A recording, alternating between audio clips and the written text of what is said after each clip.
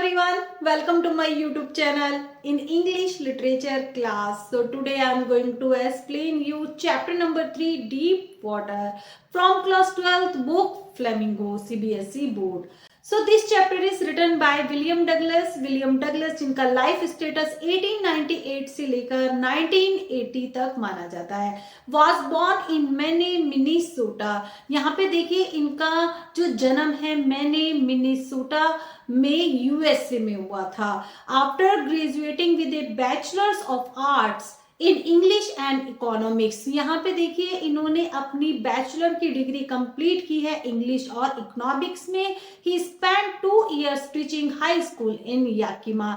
इन्होंने 2 years तक teaching की है याकिमा के हाई स्कूल में.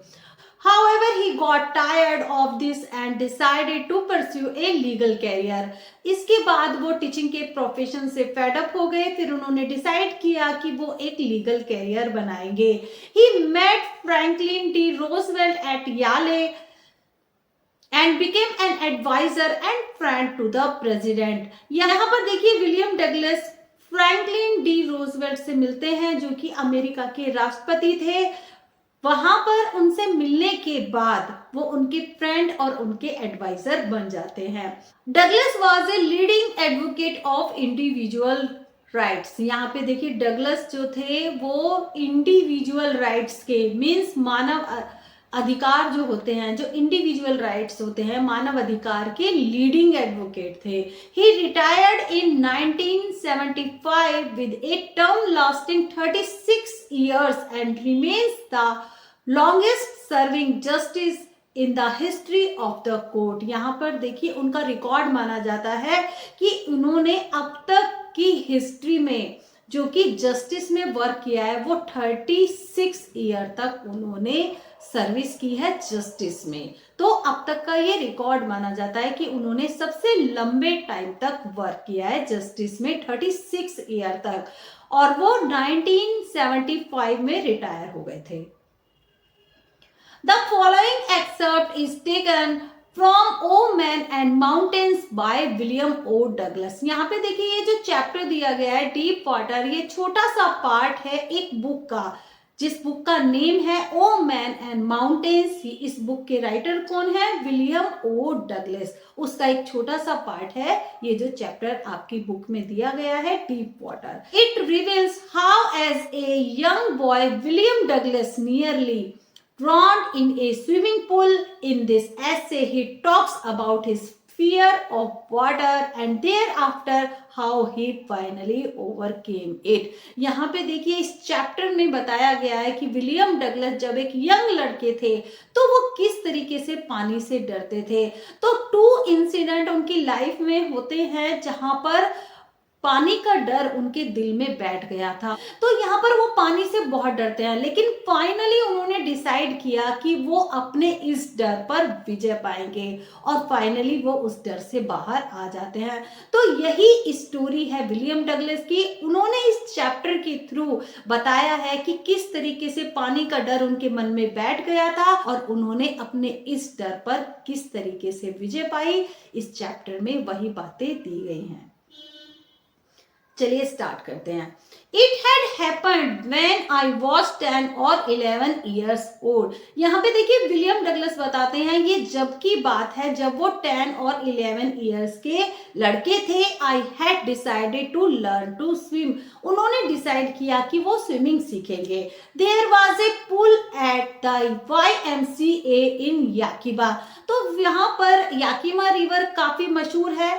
यहाँ पे देखिए जहां पर ऑथर रहते हैं वहां पर याकिमा रिवर है. तो याकिमा रिवर के पास में ही YMCA नाम का एक स्विमिंग पूल था.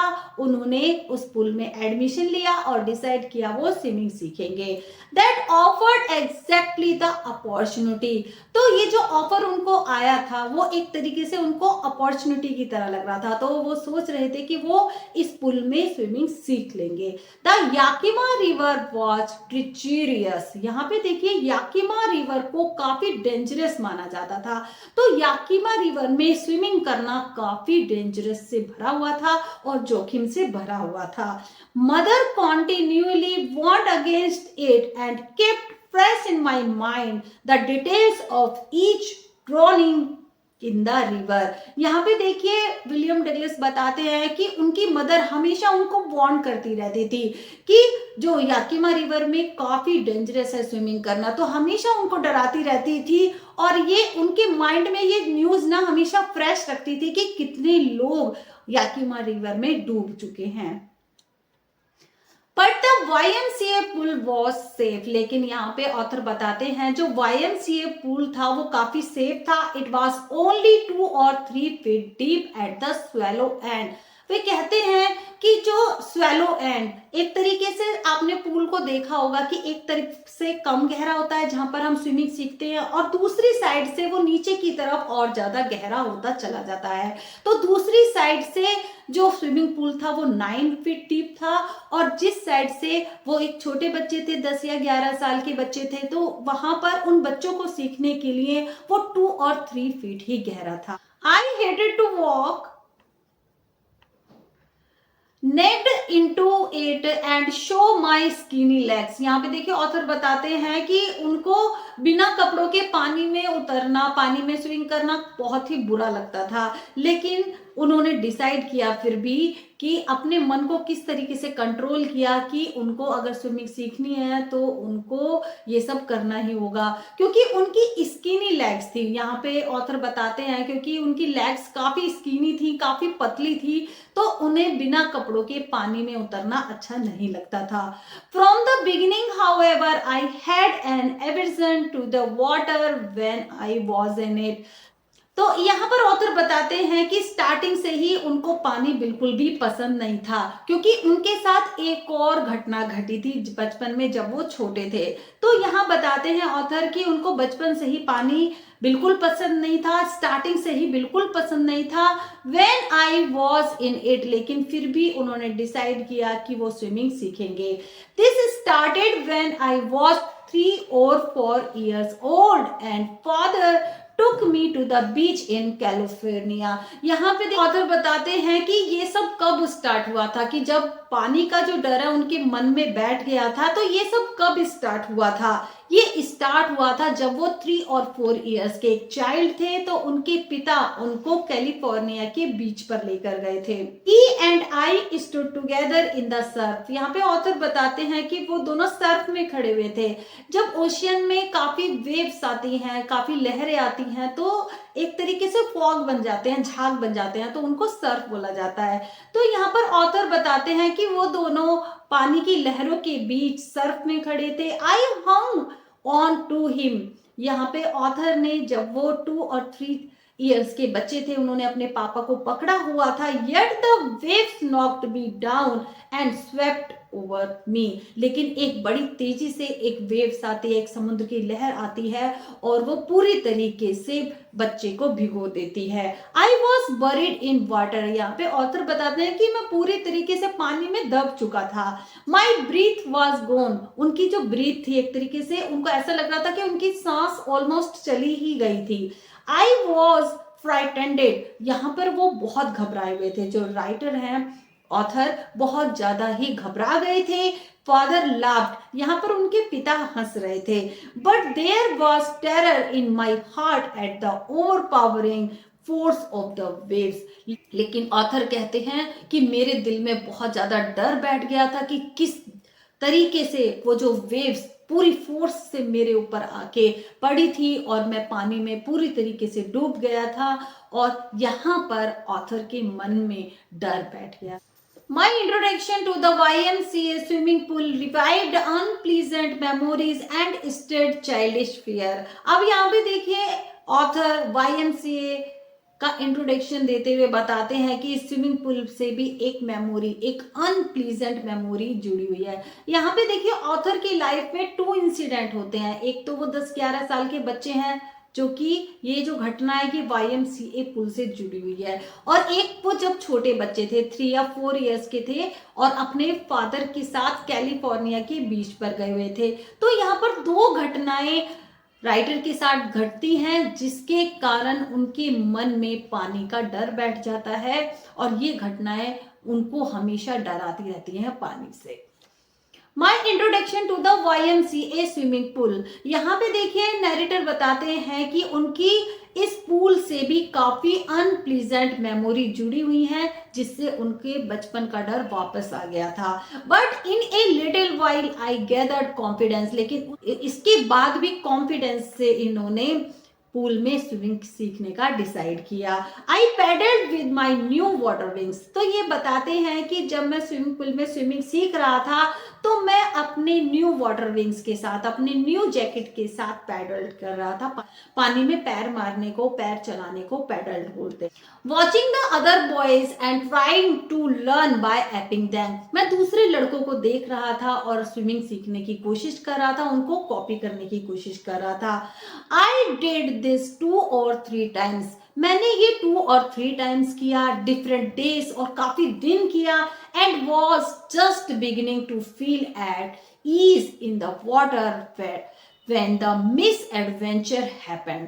और जैसे ही मैंने अपने आप के बारे में सोचा कि शायद अब धीरे धीरे मैं स्विमिंग सीख लूंगा और सारी चीजें मेरे लिए एक तरीके से इजी होनी शुरू हो गई, लेकिन तभी एक मिस एडवेंचर मेरे साथ हो गया, तभी एक दुर्घटना ऑथर के साथ घटती है।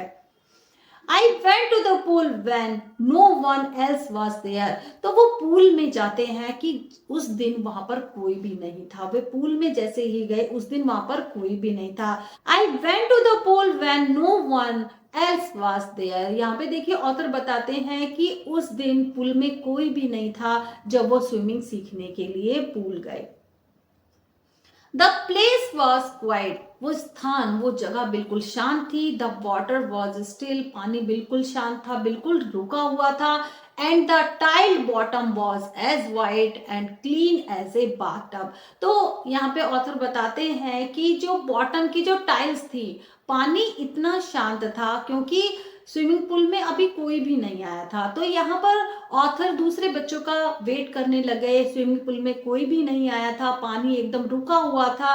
तो यहाँ पर बॉटम की जो टाइल्स थी, स्विमिंग पूल के जो बॉटम की टाइल्स थी, वो भी बहुत साफ दिखाई दे रही थी। पानी बिल्कुल साफ था, तो इतनी साफ दिखाई दे रही थी जैसे बाथटब हुआ करता है।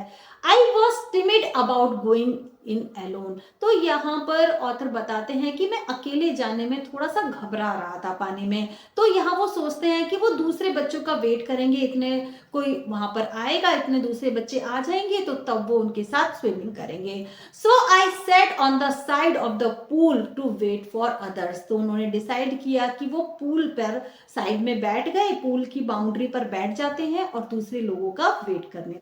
I had not been there long when in came a big bruiser of a boy, probably 18 years old. He had thick hair on his chest.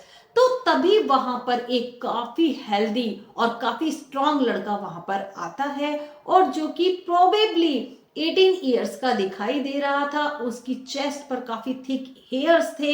He was a beautiful physical specimen.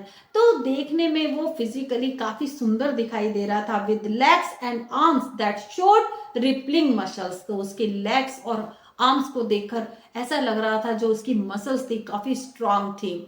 ये yield, वो मुझे देखकर चिल्लाता है, hi skinny. Skinny जो पतले दुबले आदमी को स्किनी बोला जाता है। Hi skinny, how had you like to be ducked. तो इस तरीके से डक की तरह क्यों बैठे हो यहाँ पर, वो मुझे देखकर चिल्लाया।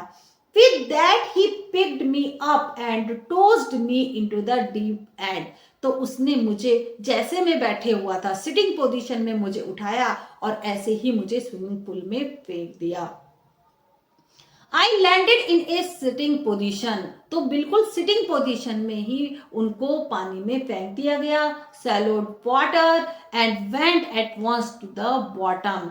तो यहाँ पर जब ऑथर को पानी में फेंक दिया गया, वो पानी ही निकले जा रहे थे और एक बार बॉटम में उन्होंने जाना शुरू कर दिया, पानी की गहराई में जाना शुरू कर दिया। I was frightened. यहाँ पर ऑथर बताते हैं कि मैं बिल्कुल घबरा गया था, डर गया था, but not yet frightened out of my wits. तो अभी मेरे दिमाग तक नहीं पहुंचा था ये जो डर था। एक तरीके से मैं जो घबरा गया था तो ये मेरे माइंड तक नहीं पहुंचा था, मेरी बुद्धि अभी वर्क कर रही थी। On the way down I plan. तो जैसे ही मैं नीचे डूबता जा रहा था, मैं नीचे की तरफ जा रहा था, तो मैंने प्लान बनाया, when my feet hit the bottom, जब मेरे पैर बॉटम को हिट करेंगे, I would make a big jump, मैं एक बड़ी जंप मारूंगा, come to the surface, surface पे आ जाऊंगा, लाइक फ्लैट ऑन इट, और मैं सीधे लेटे हुए होऊंगा, एंड पैडल, और अपने हाथ पैरों को मारूंगा to the edge of the pool, और मैं पूल के किनारे तक आ जाऊंगा। तो ये सब चीजें वो प्लानिंग कर रहे हैं और सोच रहे हैं। It seemed a long way down, तो यहाँ पर ऑथर जब नीचे की तरफ डूब रहे थे, नीचे की तरफ जा रहे थे डीपली, तो ये रास्ता काफी लंबा दिखाई दे रहा था। Those 9 feet were more like 90, तो वो बताते हैं कि वो जो 9 फीट जो गहरा था पूल, वो 90 की तरह लग रहा था आज उनको। And before I touched bottom my lungs were ready to burst, लेकिन इतने वो बॉटम को टच करते, नीचे गहराई तक आते, उनके जो लंग्स थे वो पानी से भर गए थे, और यहाँ वो बताते हैं कि ये एकदम फटने को तैयार थे। But when my feet hit bottom I summoned all my strength and made what I thought was a great spring upwards. तो यहाँ पे ऑथर बताते हैं कि जैसे ही उन्होंने बॉटम को हिट किया, उन्होंने अपनी पूरी स्ट्रेंथ को समन किया, पूरी ताकत को एक तरीके से इकट्ठा किया और नीचे पुश किया, बॉटम को हिट करते ही बहुत तेज धक्का मारा। और वो सोच रहे थे, आई थॉट, कि वो एक तरीके से बड़ी सी जंप मारेंगे और बाहर निकल आएंगे और ऊपर की तरफ आ जाएंगे। I imagined I would pop to the surface like a cork, तो एक वो इमेजिन कर रहे थे एक कॉर्क की तरह वो बाहर निकल आएंगे। Instead I came up slowly, लेकिन इसकी बजाय वो धीरे धीरे ऊपर की तरफ आ रहे थे। आई ओपन माई आईज एंड सा नथिंग, जैसे ही उन्होंने अपनी आंखें खोली तो उनको पानी के अंदर कुछ भी दिखाई नहीं दे रहा था, but water that had a dirty yellow tinge to it, और उनको सिर्फ येलो कलर का डर्टी वाटर ही दिखाई दे रहा था। पानी के अंदर जब हम आंख खोलते हैं तो क्या दिखाई देता है? येलो कलर का वाटर ही दिखाई देता है। तो वो पानी में डूबते जा रहे थे, और जैसे ही उन्होंने सोचा कि बॉटम को हिट करेंगे और एकदम से ऊपर बाहर निकल आएंगे, लेकिन ऐसा हुआ नहीं। वो तो धीरे धीरे, क्योंकि वाटर में बहुत ज्यादा फोर्स लगती है वहां पर हिट करने में। आई ग्रू पैनिकली, तो यहाँ पर अब वो पैनिक हो रहे थे, बहुत ज्यादा चिंतित हुए जा रहे थे। I reached up as if to grab a rock and my hands clutched only at water. तो यहाँ पर नरेटर बताते हैं कि वो सोच रहे थे कि उनके हाथ में कोई रस्सी आ जाए जिससे वो बाहर निकल आए, लेकिन उनके हाथ में, वो छटपटा रहे थे, उनके हाथ में सिर्फ क्या आ रहा था? सिर्फ पानी ही आ रहा था। आई वॉज सफोकेटिंग, उनको सांस नहीं आ रहा था। I try to yield but no sound came out, वो चिल्लाने की कोशिश कर रहे थे लेकिन उनके मुंह में से कोई साउंड ही नहीं निकल रहा था, कोई आवाज ही नहीं निकल रही थी। Then my eyes and nose came out of the water, I flailed at the surface of the water, swallowed and choked, और जैसे ही वो पानी के सरफेस पे आते हैं तो दोबारा से ही वो पानी निकलना शुरू कर देते हैं और उनके सभी जगह पर पानी भर जाता है, आंखें, नाक और सारी चीजें चॉक्ड हो जाती हैं पानी से। I tried to bring my legs up, वो कोशिश कर रहे थे कि वो अपनी लेग्स को ऊपर उठा सकें, अपनी लेग्स को ऊपर ला सकें, but they hung as dead weights paralysed and rigid, लेकिन उनकी टांगे, ऐसा लग रहा था कि जैसे कितना वेट उनके पैरों में रखा हुआ है और उनकी टांगे बिल्कुल पैरालाइज हो चुकी हैं, एकदम रिगिड हो गई हैं, एकदम कठोर हो गई हैं। A great force was pulling me under, उनको ऐसा लग रहा था कि एक ग्रेट फोर्स, एक भारी सी फोर्स उनको नीचे की तरफ खींच रही है स्विमिंग पूल में। आई स्क्रीम्ड, मैं चिल्ला रहा था, but only the water heard me, तो यहाँ पे नरेटर कहते हैं कि मैं चिल्ला रहा था लेकिन सिर्फ पानी ही पानी मुझे दिखाई दे रहा था। तो जैसे ही उन्होंने बॉटम को हिट किया तो उनकी आंखें और उनकी नाक ही बाहर आ पाई पानी के, लेकिन अब वो दोबारा से डूबने शुरू हो गए नीचे की तरफ। तो अब दोबारा से एक लंबी जर्नी जो बॉटम की तरफ जानी शुरू हो गई पूल में। I struck at the water as I went down, यहाँ पर देखिए ऑथर बताते हैं कि मैं छटपटा रहा था। I struck at the water, यहाँ पे वो पानी में अपने हाथ पैर मार रहे थे जब वो नीचे की तरफ जा रहे थे। Expending my strength as one in a nightmare, तो यहाँ पर ऐसा लग रहा था कि जैसे उनकी स्ट्रेंथ भी अब कम होती चली जा रही थी। एक डरावना सपना ये सब उनको लग रहा था। उनको लग रहा था कि उनको एक डरावना सपना आ रहा है और वो फोर्स लगा रहे हैं और उनकी फोर्स भी काम नहीं कर रही है। I had lost all my breaths. अब लगभग उनकी जो ऑलमोस्ट उनकी जो ब्रीथ थी वो भी अब जाने लगी थी। अब उनको सांस भी नहीं आ रहा था क्योंकि सारी चीजें चॉक्ड हो चुकी थी। हर जगह पानी भर चुका था। माई लंग्स एक्ट, उनके जो लंग्स थे वो अब दुख रहे थे। माई हेड थ्रॉप, उनके हेड में भी पेन हो रहा था। आई वॉज गेटिंग डिजी, और अब उनको चक्कर भी आने लगा था। But I remembered the strategy, लेकिन उनको स्ट्रेटेजी याद थी कि अब की बार उनको क्या करना है। एक फर्स्ट चांस तो वो कर चुके थे कि उन्होंने बॉटम को हिट किया था और फिर दोबारा से वो डूबते चले गए, लेकिन अब उनको स्ट्रेटेजी फिर से याद थी। I would spring from the bottom of the pool and come like a cork to the surface। तो फिर से वो अपनी स्ट्रेटेजी को याद करते हैं और वो सोचते हैं कि अब की बार वो पुल के जो बॉटम को हिट करेंगे ना, एकदम उछल के ऊपर आ जाएंगे और अब की बार पूरी जान लगा के वो बॉटम को हिट करेंगे, लाइक ए कॉक टू द सरफेस, और एकदम से बाहर निकल आएंगे। I would lie flat on the water, तो जब वो पानी पर लेटे हुए होंगे, strike out with my arms, तो वो अपने हाथ पैर को वहां पर छटपटाएंगे जैसे स्विमिंग करते हुए अपने हाथ पैर चलाते हैं। एंड थ्रस्ट माई लेग्स, अपने पैरों को भी छटपटाएंगे, पैरों को भी चलाएंगे। Then I would get to the edge of the pool and be safe, तो वो दोबारा से पानी के सरफेस पे आ जाएंगे, ऊपर आ जाएंगे और वो सेफ हो जाएंगे। वो ऐसा सोच रहे थे पानी के अंदर। आई वेंट डाउन डाउन एंडलेसली, तो यहाँ पर ऑथर बताते हैं कि मैं नीचे की तरफ जा रहा था, लेकिन माइंड में वही स्ट्रेटेजी चल रही थी, वही प्लानिंग चल रही थी कि अब की बार वो फिर बॉटम पे हिट करेंगे और ऊपर आ जाएंगे, पानी के सरफेस पे आ जाएंगे और हाथ पैर छटपटाएंगे और पुल के एज तक, पुल के किनारे तक आ जाएंगे। तो यहाँ पर वो नीचे की तरफ जा रहे थे endlessly. I I open my eyes, जैसे उन्होंने आंखें खोली, nothing but water with a yellow glow, dark water that one could not see through.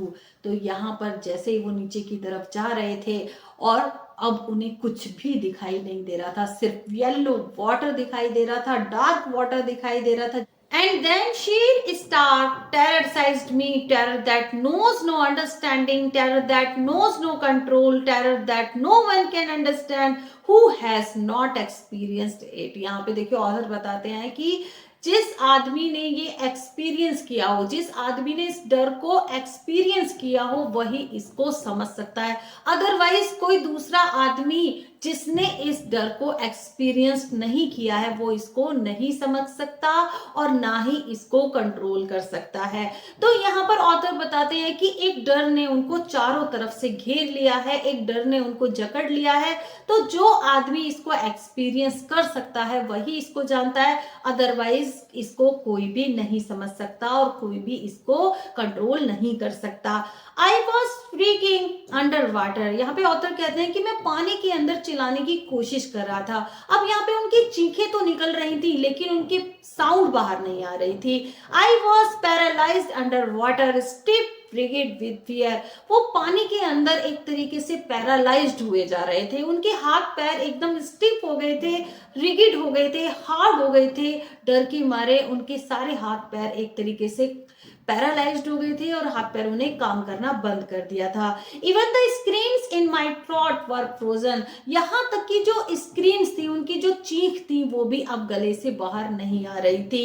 Even the screams in my throat were frozen, only my heart and the pounding in my head said that I was still alive.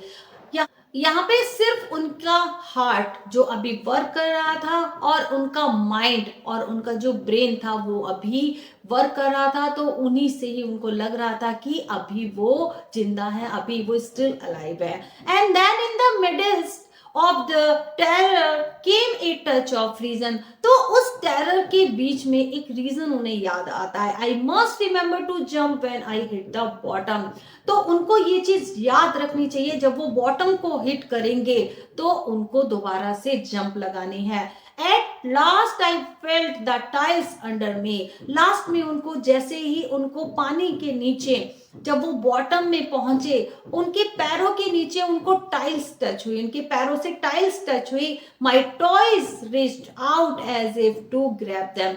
मेरे toes ने, मेरे पंजों ने कस के उसमें धक्का मारा। I jumped with everything I had. अब यहाँ पे ऑथर जितनी स्ट्रेंथ एक तरीके से जमा कर सकते थे, पूरी जान लगा के उन्होंने नीचे बॉटम में हिट किया, अपने पंजों से धक्का मारा और ऊपर की तरफ जंप लगाई। But the jump made no difference. लेकिन इस बार भी जंप कुछ ज्यादा अच्छी नहीं थी पहले से।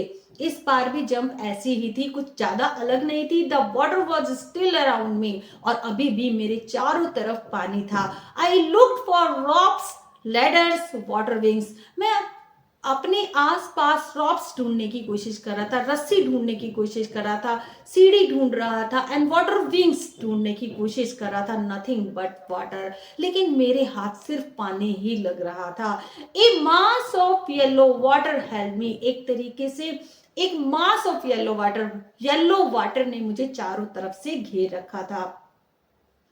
Stark terror took an even deeper hold on me. एक डर ने मुझे पूरी तरीके से जकड़ के मुझे गहरे पानी में ले जा रहा था। Like a great charge of electricity. एक तरीके से जैसे इलेक्ट्रिसिटी शॉक लग जाता है तो वो हमें पूरी तरीके से जकड़ लेता है, तो इस डर ने भी मुझे चारों तरफ से जकड़ रखा था।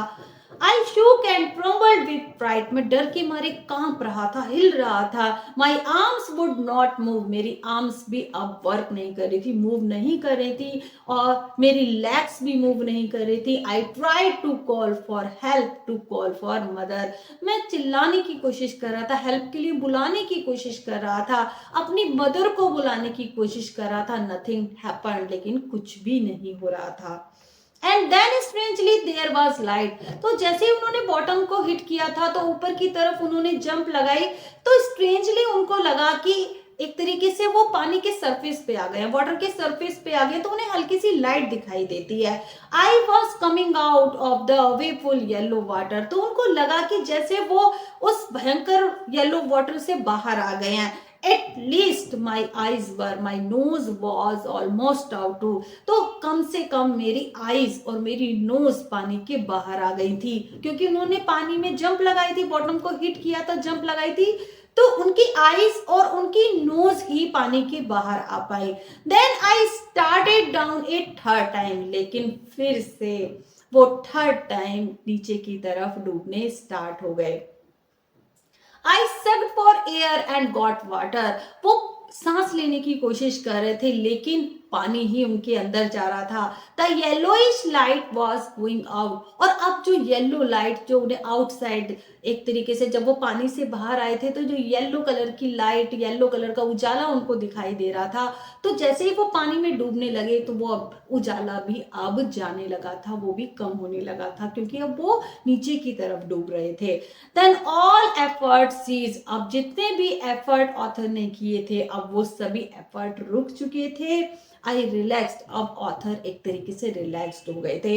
इवन माई लेग्स फील्ड लिम। अब उनकी लेग्स भी सुन होनी शुरू हो गई थी। And A blackness swept over my brain. और मेरे ब्रेन, उनको लगा कि उनके ब्रेन पे भी एक ब्लैकनेस छा गई है, उनके ब्रेन ने भी अब वर्क करना बंद कर दिया है। ए विप्ड आउट फियर, ए विप्ड आउट टेरर। और ये जो टेरर ने जो मुझे जकड़ रखा था, ये भय भी अब मेरे मन से निकलने लगा था, ये डर भी अब मेरे मन से निकलने लगा था। There was no more panic. और अब मैं पैनिक भी नहीं हो रहा था। It was quiet and peaceful. और अब सब कुछ शांत था, सब कुछ चुप।